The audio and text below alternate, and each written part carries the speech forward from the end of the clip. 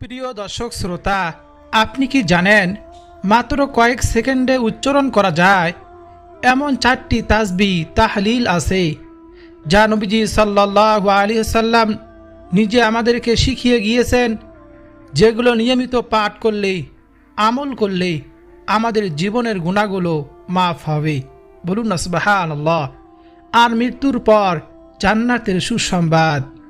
তাই ভিডিওটি শেষ পর্যন্ত দেখুন, কারণ প্রতিটি তাসবিহর সাথে তার ফজিলত ও উপকারিতা আপনি হাদিসের রেফারেন্স সহ জানলে আপনি বুঝবেন কেন এগুলো এত গুরুত্বপূর্ণ। প্রিয় দর্শক শ্রোতা, আপনার কাছে ছোট্ট একটি অনুরোধ, এই ভিডিওতে একটি লাইক দিন, কমেন্ট বক্সে আলহামদুলিল্লাহ লিখে আমাদের এই ছোট্ট দিন প্রচার প্রচেষ্টাকে উৎসাহিত করুন। আপনার সম্মতি ও কৃতজ্ঞতা প্রকাশ করুন। চলুন তাহলে শুরু করা যাক। প্রথম তাসবিহ তাহলিলটি হলো সুবহানাল্লাহ, 100 বার পাঠ করা। এই পবিত্র বাক্যটি অর্থ হলো আল্লাহ পবিত্র, মহান, সকল দোষ ত্রুটি থেকে মুক্ত। আমরা যখন সুবহানাল্লাহ বলি তখন আমরা আল্লাহ তাআলার জন্য পবিত্রতা ঘোষণা করি এবং আমাদের অন্তর থেকে আল্লাহ তাআলার প্রতি ভালোবাসা ও সম্মান প্রকাশ করি। আল্লাহ সুবহানাহু ওয়া তাআলা আমাদেরকে সৃষ্টি করেছেন, আমাদেরকে রিজিক দিয়েছেন, আমাদের জীবন দিয়েছেন, আমাদেরকে জান্নাত দান করার প্রতিশ্রুতি দিয়েছেন। তার জন্য কোনো অপূর্ণতা, কোনো দোষ, কোনো ত্রুটি নেই। তিনি সম্পূর্ণ পবিত্র, তিনি সম্পূর্ণ মহান, তিনি সর্বোচ্চ ক্ষমতার অধিকারী। বলুন না সুবহানাল্লাহি ওয়া বিহামদিহি। তাসবিহ হলো আল্লাহ সুবহানাহু ওয়া তাআলার মাহাত্ম্য স্বীকার করার সবচেয়ে সহজ, সবচেয়ে কার্যকারী এবং সবচেয়ে ফজিলতপূর্ণ উপায়। বলুন না সুবহানাল্লাহ।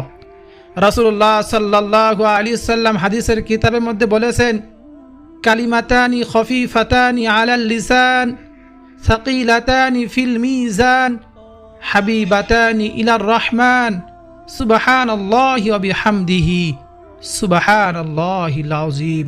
বলুন না সুবহানাল্লাহ।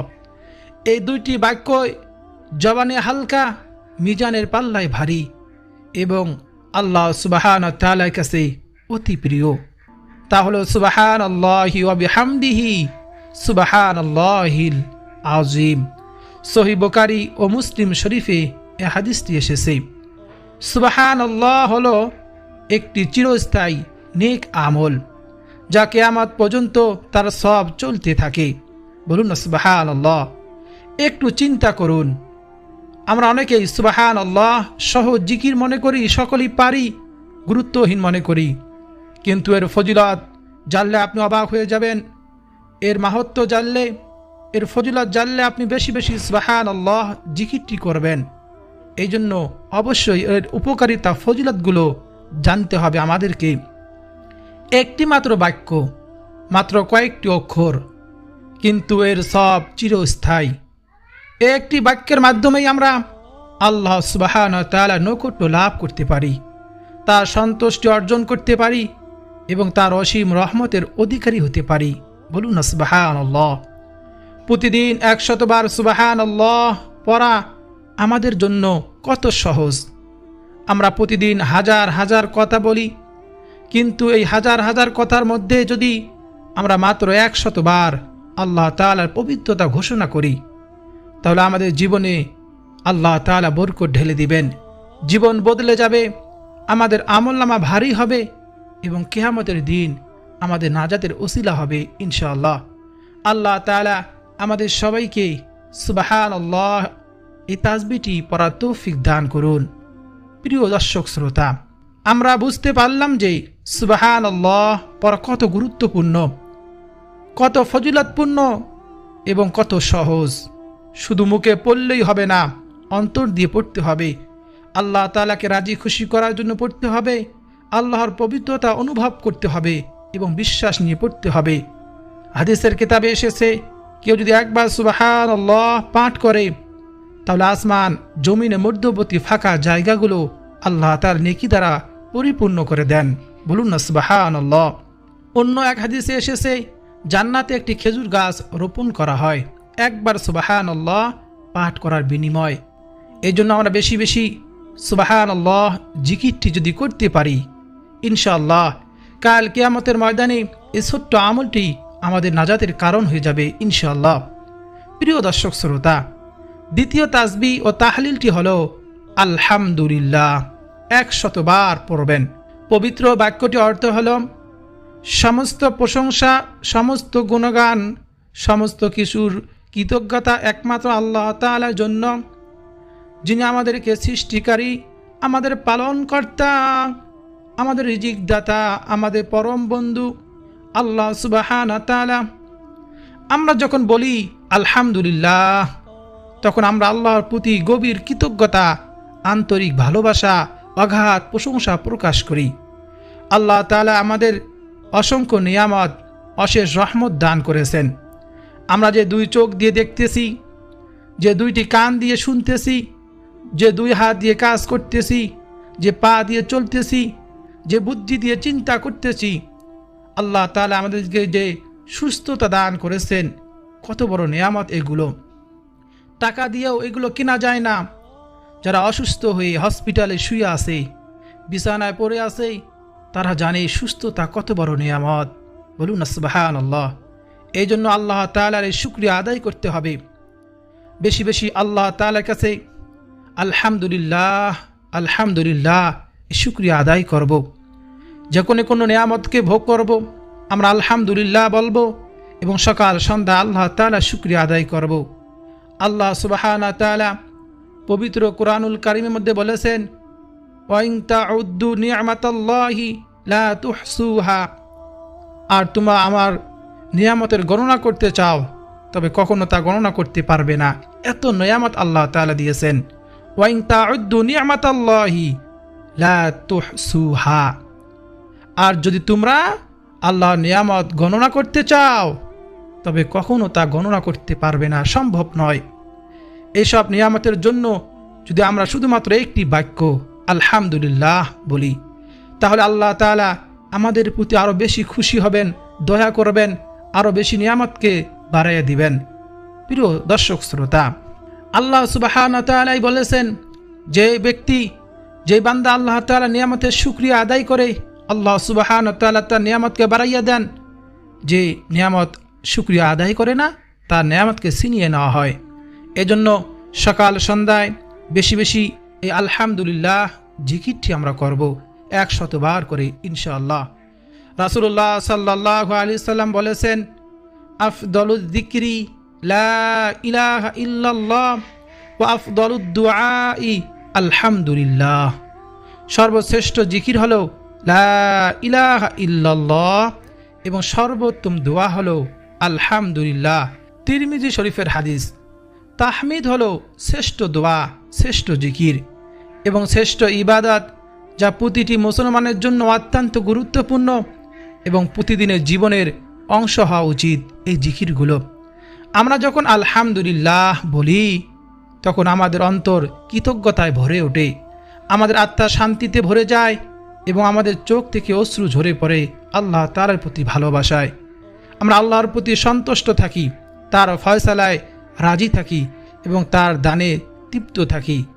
আর আল্লাহ তাআলা আমাদের প্রতি সন্তুষ্ট হন, আমাদের প্রতি সন্তুষ্ট প্রকাশ করেন এবং আমাদের প্রতিটি রহমত আমাদের প্রতি বর্ষণ করেন। বলুন না সুবহানাল্লাহ।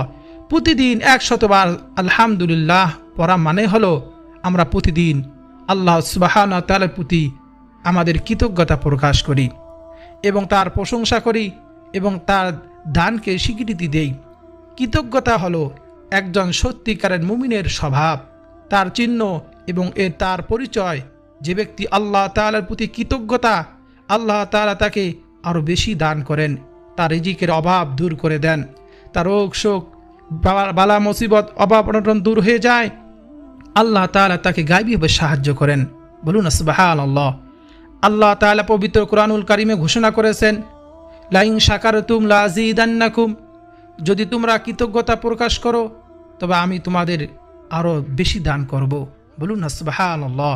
এটি আল্লাহ তাআলার অমূল্য প্রতিশ্রুতি, যা কখনো ভঙ্গ হয় না এবং যা প্রতিটি মুমিনের জন্য অপার আশার কারণ।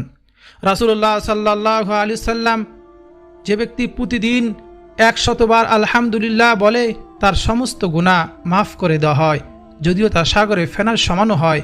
এ কথা বলেছেন। বলুন না সুবহানাল্লাহ। আমরা যদি প্রতিদিন 100 বার পাঠ করি সুবহানাল্লাহ, তাহলে নিশ্চয় আল্লাহ তাআলা আমাদের গুনাহগুলো ক্ষমা করবেন, মাফ করবেন এবং আমাদেরকে মৃত্যুর পর জান্নাত দান করবেন। কারণ আল্লাহ তাআলা দান করতে ভালোবাসেন, বান্দার দোয়া কবুল করতে ভালোবাসেন, বান্দাকে মাফ করতে ভালোবাসেন। বলুন না সুবহানাল্লাহ। প্রিয় ভাই বোনেরা, কত ছোট আমল, কত বড় প্রতিদান, কত বড় মর্যাদা, যে আল্লাহ নিজেই তার বান্দার প্রশংসা করেন। আমরা যদি প্রতিদিন মাত্র 100 বার আলহামদুলিল্লাহ বলি, আল্লাহ তাআলা আমাদের জন্য জান্নাত প্রস্তুত করে রেখেছেন এবং মৃত্যুর সময় আমাদের জান্নাতে প্রবেশ করানো হবে। বলুন সুবহানাল্লাহ। আমাদের জীবনে কখনো সুখ আসে, তখন আমরা আল্লাহর প্রশংসা করি, তার দান স্বীকার করি এবং তার প্রতি কৃতজ্ঞতা প্রকাশ করি। আর যেমন দুঃখ আসে, তখন আমরা আলহামদুলিল্লাহ বলে আল্লাহ তাআলার কাছে শুকরিয়া আদায় করি, কল্যাণ চাই। তিনি আমাদেরকে ভালোবাসেন এবং তিনি আমাদের পরীক্ষা করেন আমাদের ঈমান বৃদ্ধির জন্য বিপদ আপদ দিয়ে।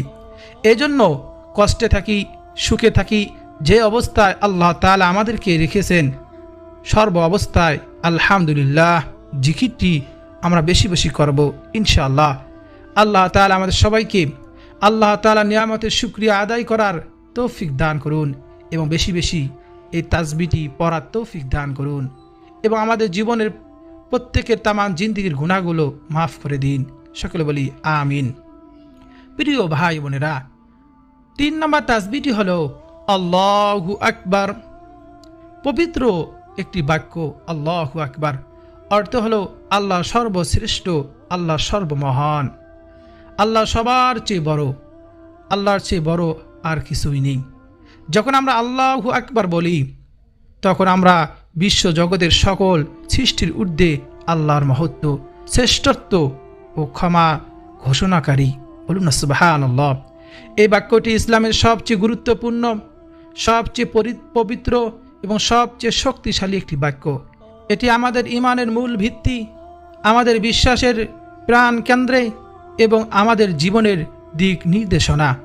আল্লাহু আকবার বলার অর্থ হলো আমরা স্বীকার করি যে আল্লাহ সবচেয়ে বড়, আর কেউ নেই।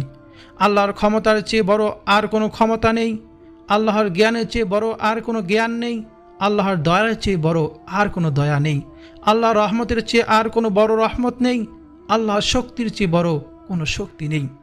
দুনিয়ার সব কিছু, মানুষ, ফেরেশতা, জিন, পশু পাখি, পাহাড় পর্বত, নদী নালা, সাগর, জমি, সূর্য, চন্দ্র, গ্রহ, সব কিছু আল্লাহর তাআলার কাছে নগণ্য, তুচ্ছ ও ক্ষুদ্র। আল্লাহ একমাত্র মহান, আল্লাহ একমাত্র শ্রেষ্ঠ, আল্লাহ একমাত্র ক্ষমতাবান এবং তিনি ছাড়া সব কিছু দুর্বল ও অসহায়। আমরা যখন আল্লাহু আকবার বলি, তখন আমাদের অন্তরে আল্লাহ তাআলার প্রতি ভয়, ভালোবাসা ও সম্মান সৃষ্টি হয়। আমরা বুঝতে পারি যে দুনিয়ায় কোনো ব্যক্তি আমাদের আল্লাহ তাআলা থেকে দূরে সরিয়ে দিতে পারে না, কোনো বাধা আমাদের আল্লাহর রহমত থেকে বঞ্চিত করতে পারে না, কোনো বিপদ আমাদের আল্লাহর সাহায্য থেকে নিরাশ করতে পারে না। আল্লাহু আকবার হলো মুমিনের জন্য সবচেয়ে বড় সান্ত্বনা, সবচেয়ে বড় শক্তি এবং সবচেয়ে বড় আশ্রয়স্থল। রাসূলুল্লাহ সাল্লাল্লাহু আলাইহি সাল্লাম বলেছেন, মিরাজের রাতে আমি ইব্রাহিম আলাইহিস সালাতু ওয়াস সালামের সাক্ষাৎ পেলাম। তিনি বলেন, হে মুহাম্মদ, তোমার উম্মতকে আমার পক্ষ থেকে সালাম জানিয়ে দাও এবং তাদেরকে জানিয়ে দাও যে জান্নাতের মাটি উত্তম, পানি মিষ্টি, আর তা সমলতা ভূমি, এর গাছ হলো সুবহানাল্লাহ, আলহামদুলিল্লাহ, লা ইলাহা ইল্লাল্লাহু, আল্লাহু আকবার। তিরমিজি শরীফের হাদিস। এই জন্য প্রিয় দর্শক শ্রোতা, প্রতিদিন 100 বার আল্লাহু আকবার পড়া মানে হলো আমরা প্রতিদিন আল্লাহ তাআলার শ্রেষ্ঠত্বর ঘোষণা করি, তার মহত্ব স্বীকার করি এবং তার কাছে নিজের জীবনের আমরা সব কিছু চেয়ে আল্লাহ তাআলাকে বেশি ভালোবাসি। এই বাক্যটি আমাদের অন্তর থেকে অহংকার, গর্ব এরকম দূর করে দেয়। আমরা যখন আল্লাহু আকবার বলি, তখন আমরা বুঝতে পারি যে আমি কিছুই নই, আমার কোনো ক্ষমতা নেই, আমার কোনো শক্তি নেই, সব কিছু আল্লাহ তাআলার হাতে। এই অনুভূতি আমাদের বিনয়, নম্র, শালীন করে তোলে ইনশাআল্লাহ। তাকবীর হলো মুমিনের অস্ত্র, যা দিয়ে সে নিজের ভয়ভীতি দূর করে এবং যা দিয়ে সে আল্লাহর সাহায্য লাভ করে। রাসূলুল্লাহ সাল্লাল্লাহু আলাইহি সাল্লাম যুদ্ধের ময়দানেও আল্লাহু আকবার বলতেন, কঠিন সময় আল্লাহু আকবার বলতেন, আন্দোলনের সময় আল্লাহু আকবার বলতেন এবং প্রতিটি কাজের শুরুতে আল্লাহু আকবার বলতেন। তাকবীর আমাদের জীবনকে আল্লাহমুখী করে তোলে, আমাদের সকল কাজকে ইবাদতে পরিণত করে এবং আমাদের দুনিয়াকে জান্নাতের মতো করে দেয়। সুবহানাল্লাহ। আমরা প্রতিদিন নামাজে বারবার আল্লাহু আকবার বলি, নামাজের শুরুতে, রুকুতে, সিজদায়, উঠতে বসতে, কিন্তু এই বাক্যটি যদি আমরা আমাদের দৈনন্দিন জীবনে প্রতিটি কাজে প্রয়োগ করি তাহলে আমাদের জীবন বদলে যাবে। যখন আমরা কোনো কাজ করি যদি আল্লাহু আকবার বলে শুরু করি তাহলে আল্লাহ আমাদের সেই কাজ সহজ করে দিবেন, বরকত দান করবেন। যখন আমরা কোনো বিপদে পড়ি যদি আল্লাহু আকবার বলি তাহলে আল্লাহ তাআলা আমাদের বিপদ থেকে উদ্ধার করবেন। যখন আমরা কোনো পাপ করতে চাই যদি আল্লাহু আকবার বলি তাহলে আল্লাহ তাআলা আমাদের পাপ থেকে বাঁচাবেন। তাকবীর হলো আমাদের জন্য আল্লাহ তাআলার পক্ষ থেকে একটি বিশেষ উপহার, যা আমাদের দুনিয়া ও আখিরাত উভয় স্থানে সফলতা এনে দেয়। বলুন না সুবহানাল্লাহি ওয়া বিহামদিহি। প্রতিদিন মাত্র 100 বার আল্লাহু আকবার বলা, এটা কি কঠিন? না, এটা অত্যন্ত সহজ, অত্যন্ত কার্যকরী একটি আমল।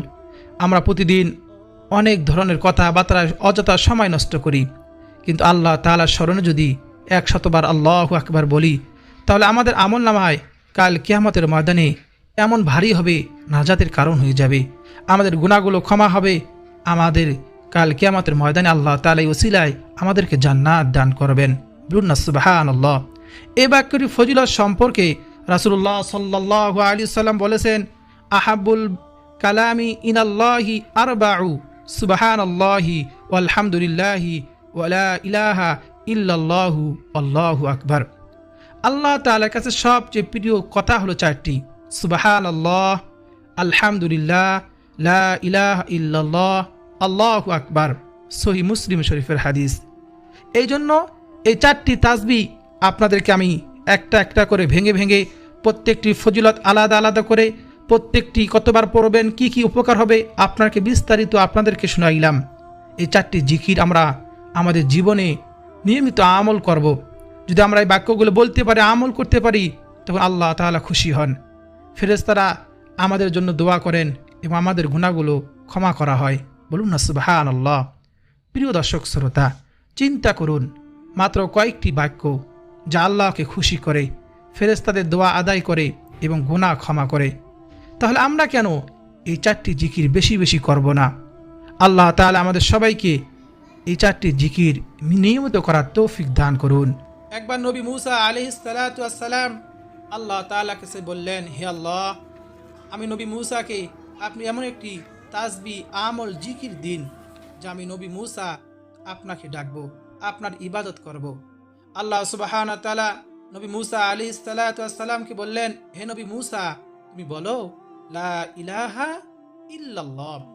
নবী মূসা আলাইহিস সালাতু ওয়াস সালাম আশ্চর্য হয়ে গেলেন এবং আল্লাহ তাআলাকে বললেন, হে আল্লাহ, এই বাক্যটি, এই জিকির তো সকল বান্দাই জানে, আমি চেয়েছি আমার জন্য গোপন সিক্রেট একটি আমল হবে। আল্লাহ তাআলা বললেন, হে নবী মূসা, শোনো, এই বাক্যটিকে ছোট মনে করিও না।